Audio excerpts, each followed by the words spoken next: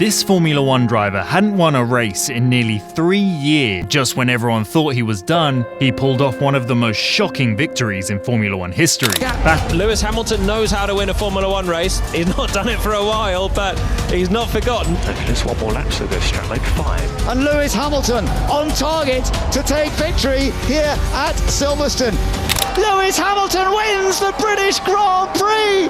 Get in there, Lewis! You're the man! You're the man! Battling through rain-soaked chaos and a car that seemed more interested in sightseeing than racing, Lewis Hamilton's win at the 2024 British Grand Prix left the world stunned. But how did he get to this point? This is the entire story of Lewis Hamilton.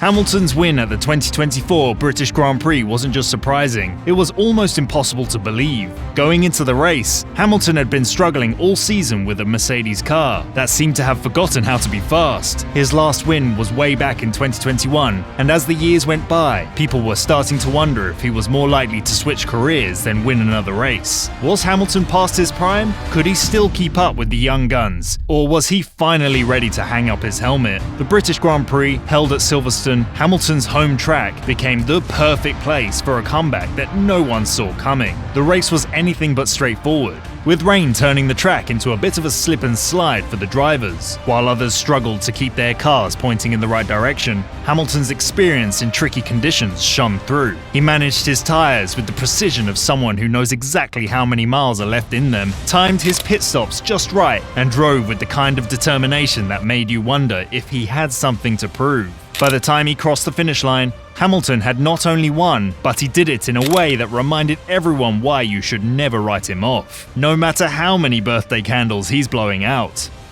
But where did his journey really start? Let's go back to the beginning. Lewis Carl Davidson Hamilton was born on January 7, 1985 in Stevenage, Hertfordshire, England. From an early age, he faced challenges that would shape who he is today. Growing up as a mixed-race child in a mostly white neighborhood wasn't easy. Hamilton dealt with racism and discrimination, but instead of letting it hold him back, he used it as a motivation to work harder and prove himself. Hamilton's love for racing began when he was just 8 years old, thanks to his father, Anthony, who bought him a second-hand go-kart. This was no small purchase for the family. It cost about as much as their monthly income, but Anthony was determined to support his son's passion. He took on multiple jobs to fund Lewis's karting career, showing the kind of dedication that would play a big part in Lewis's success.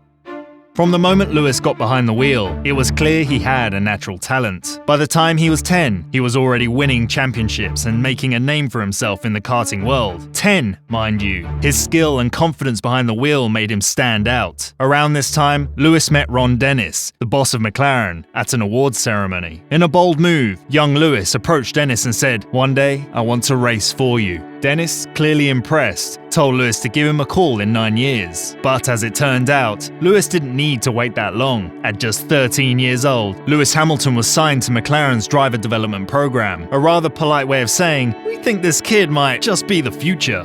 And they weren't wrong. Hamilton quickly climbed through the junior racing ranks, as if he had a rocket strapped to his back. In 2001, he competed in the British Formula Renault Winter Series, finishing 5th overall. Not bad for a star, but over the next 2 years, he decided to stop being so modest and dominated the British Formula Renault Championship, winning the title in 2003 with 10 wins out of 15 races. Hamilton's success in Formula Renault earned him a spot in the Formula 3 Euro Series in 2004. His first season was a bit of a wake-up call. Things didn't come easy, but if there's one thing Hamilton isn't, it's a quitter. He quickly adapted, and by 2005, he was back to his winning ways, taking 15 victories and the championship title. This kind of performance tends to get you noticed, and sure enough, GP2 team Art Grand Prix came knocking, offering him a seat for the 2006 season. Hamilton's GP2 season was nothing short of brilliant. He won 5 races, including a thrilling comeback at the Nürburgring, where he started 18th and still managed to take the win. Apparently overtaking half the grid was just another day at the office for him. By the end of the season, it was clear to everyone that Hamilton was ready for the big leagues.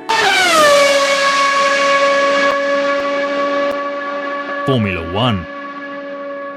In 2007, Ron Dennis kept his promise and handed Lewis Hamilton a race seat at McLaren, right alongside the defending world champion, Fernando Alonso. Some might call it a bit of a gamble, throwing a rookie in with one of the sport's biggest names. But Hamilton quickly showed that he wasn't there to just fill the seat. He was there to win, and perhaps ruffle a few feathers along the way. Hamilton's first season in Formula One was nothing short of spectacular. He finished on the podium in his first 9 races, setting a new standard for rookies and probably causing a few seasoned drivers to reconsider their career choices. His first win came at the Canadian Grand Prix, and by the end of the season, Hamilton found himself in an intense championship battle with Alonso and Ferrari's Kimi Räikkönen. Although he missed out on the title by just 1 point, probably the most frustrating point in the history of points, Hamilton had shown the world that he was destined for greatness. Of course, the 2007 season wasn't without its share of drama. Tension with the McLaren team reached boiling point as Alonso, the reigning champion, started to feel a bit like the second fiddle to the new kid on the block. Not exactly key for team harmony. Then came the famous Spygate scandal, where McLaren was caught with confidential Ferrari data, like a student sneaking a peek at the answer key before the exam. The result? A $100 million fine and an embarrassing boot out of the Constructors' Championship. So, while Hamilton was busy impressing everyone with his driving, his rookie year was also being overshadowed by one of the biggest scandals in F1 history. As they say, you win some, you lose some, and sometimes you get slapped with a fine that could fund a small nation. The following year, in 2008, Hamilton returned with a clear goal, not to just come close, but to actually win the championship. The season was a roller coaster, full of dramatic races and intense rivalries. It all came down to the final race in Brazil, where Hamilton needed to finish at least 5th to clinch the title. In a finish that could make anyone's heart race, he overtook Toyota's Timo Glock on the very last lap to grab 5th place and, with it, his first world championship by just 1 point. At 23, Hamilton became the youngest world champion in Formula One history at the time and, just as importantly, the first black driver to achieve this feat. His victory was a mix of skill, determination, and the kind of nerve that could make even the calmest person break into a sweat. Even after his early success, Hamilton's journey in Formula One wasn't all smooth sailing. The years following his first championship were filled with highs and lows, as McLaren struggled to give him a car that could consistently challenge for the title. The 2009 season, in particular, was a tough one, with Hamilton often having to drag a less than competitive car around the track just to pick up a few points. Not exactly what he had in mind after becoming world champion. Off the track, things weren't much easier. The pressures of fame, the expectations that come with being a world champion, and the media scrutiny were relentless. In 2010, Hamilton decided to part ways with his father as his manager, a professional relationship that had been there since the beginning. It was a difficult decision, but one that marked the start of a new chapter in Hamilton's life, where he took more control over his career and personal choices. Because if there's one thing Hamilton has always been good at, it's navigating through challenges, both on and off the track. In 2013, Hamilton made a move that had everyone talking. He left McLaren to join Mercedes-AMG Petronas Formula One team. Mercedes wasn't exactly tearing up the track, and many wondered if Hamilton had misplaced his good sense. But Hamilton saw something others didn't, and it didn't take long for that belief to pay off in spades. Under the leadership of Toto Wolff and the technical brilliance of Paddy Lowe, Mercedes developed a car that dominated the hybrid era, starting in 2014. Hamilton's decision to jump ship to Mercedes turned out to be a stroke of genius, like betting on an underdog horse that suddenly remembered how to run. From 2014 to 2020, he casually racked up 6 world championships and shattered so many records that statisticians probably needed a lie down. Hamilton's time with Mercedes redefined what it meant to dominate in Formula One. One of the more intense dramas during this period was his rivalry with teammate Nico Rosberg. The two had been pals since their karting days, but nothing like a little friendly competition for the top spot to test a friendship. Their rivalry reached its peak in 2016 when Rosberg managed to secure the championship, and then, in a move that left everyone scratching their heads, retired. Because why risk another season battling Hamilton when you can go out on top? Hamilton, of course, wasn't fazed. He bounced back from 2016 like it was a minor inconvenience, reclaiming the championship in 2017, 2018, 2019 and 2020. To the race leader, he's led every single lap of this race. A record 7th British Grand Prix victory for the most wins at home. It's Lewis Hamilton.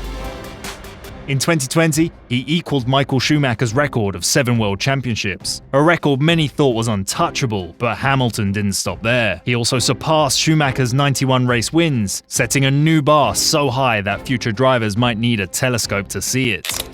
But Hamilton's influence goes far beyond his racing success. As the first black driver in Formula One, he's openly discussed the racism and discrimination he's faced throughout his life and career. Never one to mince words, he's used his platform to push for real change in the sport. In 2020, Hamilton became a leading supporter of the Black Lives Matter movement, taking a knee before races and advocating for greater diversity in Formula One. Not just content with talking the talk, he founded the Hamilton Commission to improve diversity in motorsport.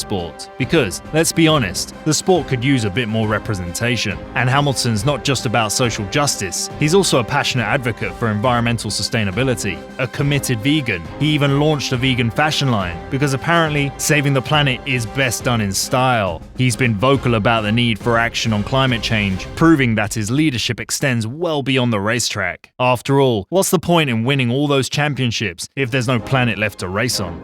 The 2021 Formula One season was absolutely crazy, with Hamilton and Red Bull's Max Verstappen going at it. It peaked in the final race in Abu Dhabi, where the two were tied on points, because of course, it had to be that close. For most of the race, it looked like Hamilton would go on to win his 8th World Championship, but in a twist that no one saw coming, a late race safety car and a controversial decision by race officials set up a one-lap showdown. With fresher tyres, Verstappen managed to overtake Hamilton and snatch the championship. Of course, there was outrage from Hamilton's fans and protests from Mercedes, but the result stood. Hamilton was left to wonder what might have been, while the rest of us wondered if the race directors just liked playing with our feelings. Even with the crushing loss, Hamilton landed it with grace, congratulating Verstappen and his team. He later admitted how tough it was to take, but made it clear that he wasn't ready to hang up his helmet just yet. If anything, the defeat only added to his reputation as one of the sport's true greats. Because nothing says legend like losing with style.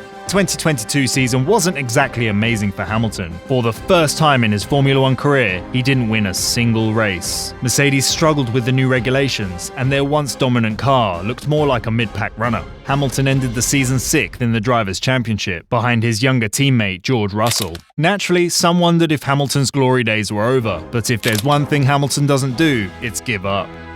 As Hamilton continues to race, the big question is whether he can finally win that record-breaking 8th World Championship. With his unbelievable win in the 2024 British Grand Prix, it's clear that Hamilton isn't out of the fight just yet. He's getting ready for some major change. As he prepares to leave Mercedes at the end of the 2024 season to join Ferrari for 2025. This decision, which Hamilton has described as one of the toughest he's ever made, signals a new chapter in his storied career. Hamilton will now team up with Charles Leclerc at Ferrari, while Carlos Sainz steps aside. As he completes his final season with Mercedes, the focus will be on how he performs in his last races with the team, and whether he can secure one more victory before switching to the famous Ferrari Red. The story of Lewis Hamilton is far from over, and knowing him, the best may still be yet to come. If you enjoyed this video, make sure to hit that like button and subscribe to the channel for more content like this.